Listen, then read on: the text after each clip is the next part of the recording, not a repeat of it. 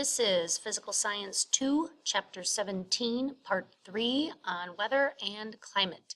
In this portion of the video lecture, we will be discussing different types of climate. Now, there's a lot of misconceptions about the terms climate versus weather. Some people use them interchangeably, meaning the same thing, but in reality, weather and climate mean two very different things. Weather is the short term. Weather is what's happening outside right now. Weather is the daily wind speed, daily temperature, daily precipitation levels. When we average that over a very long term time, in decades or centuries, then we can develop what we know as climate. So climate is a long-term average of weather conditions. So weather is the short-term and daily, and climate is the long-term average. There's lots of things that influence climate on this planet, and we call it the biogeophysical system because we have a little bit of life, a little bit of earth, and a little bit of chemistry involved in climate systems. So the biosphere is living things.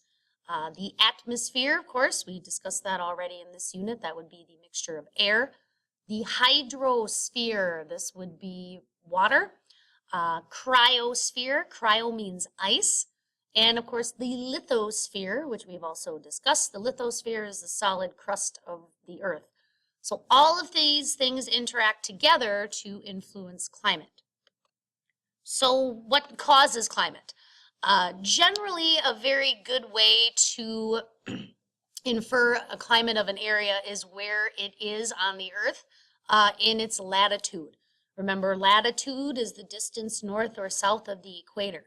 And latitude is a very primary factor to determine climate at a given location. It's not the end-all, be-all, final say in what an area's climate will be, but it can give you a good idea of what a climate will be for an area.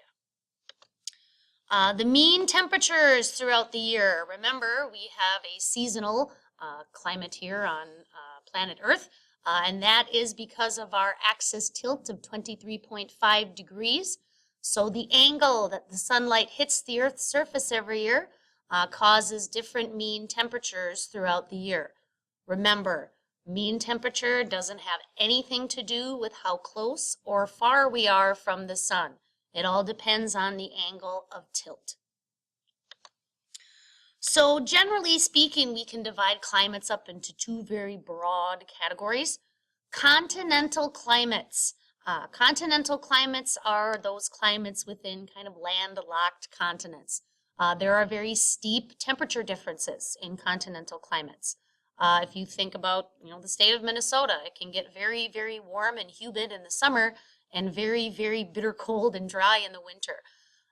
Maritime climates, maritime stems from the word marine, meaning ocean or large body of water.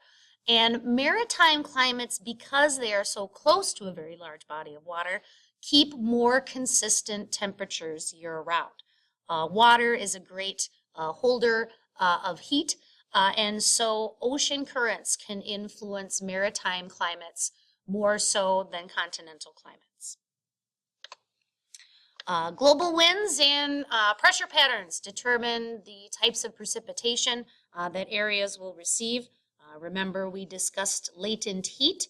So if latent heat is absorbed in the atmosphere, we get snow. And if latent heat is released, then we get rain. Mountain ranges can affect climate and weather patterns. The Lee rain shadow effect is a rain effect because in the middle latitudes here where we live, weather comes from the west and it moves towards the east. And what ends up happening is that when clouds get up and over a mountain range, they tend to dump their precipitation on what we call the windward side or the west side. And by the time they get up and over the mountain, the clouds have kind of dried out. So the leeward side, which is the dry side, the opposite side, the east side of the mountain range, tends to be a little more dry. Bodies of water can influence climate as well.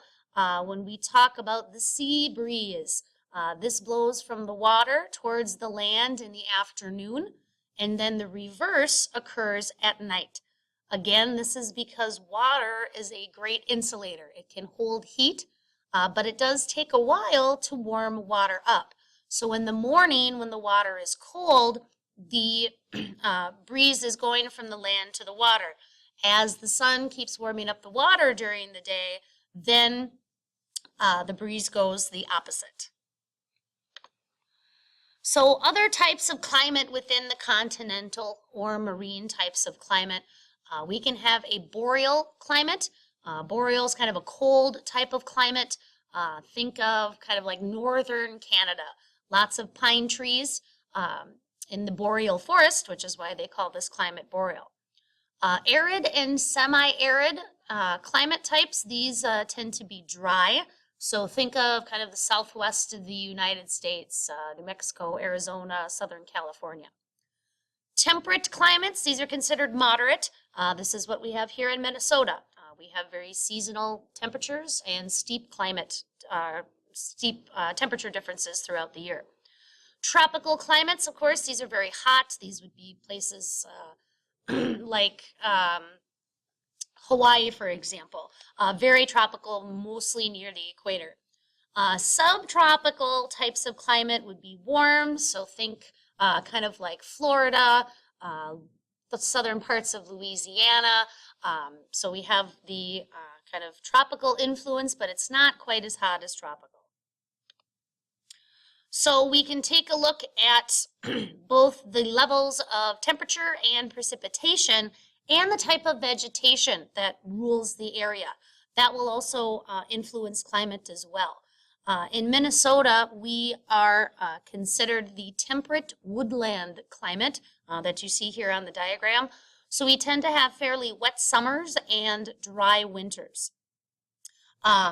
A large part of the country is also what we consider a grassland or desert. So these are warmer climates that have that arid or semi-arid quality to them.